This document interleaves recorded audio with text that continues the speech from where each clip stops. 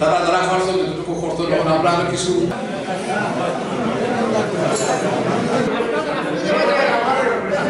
জানাচ্ছি এবং সাদর সম্ভাষণ কোয়ালিটি খুব ভালো হইতেছে। আগে বললু আপনি কন্ট্রিবিউট করুক, আপনার কন্ট্রিবিউশন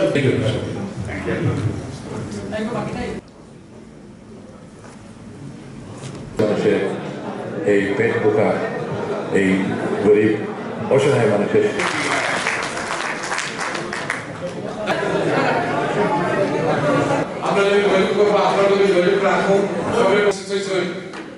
কমিউনিটির বোর্ড নেতৃবৃন্দ, ক্যাপ্টেন তাসবিরুল আহমেদ চৌধুরী, কষ্ট করে আমরা নেওয়া লাগি কাউন্সিলর বর্তমানে আছে এগুলো থাকুক তারা বাধা করতে দাঁড়ান। আজকে আমরা আমি সদরের মেয়ে ও সদরের বউ অনেকগুলা এখন এখানে আসে নাই। আমি আশা করি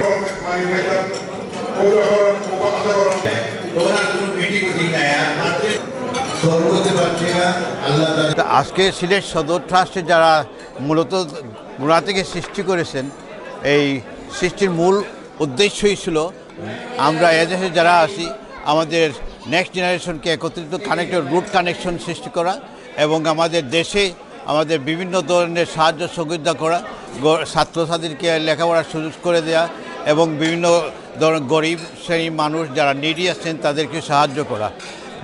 বিগত অনেক বছর ধরে আমরা এই কাজ করে যাচ্ছি।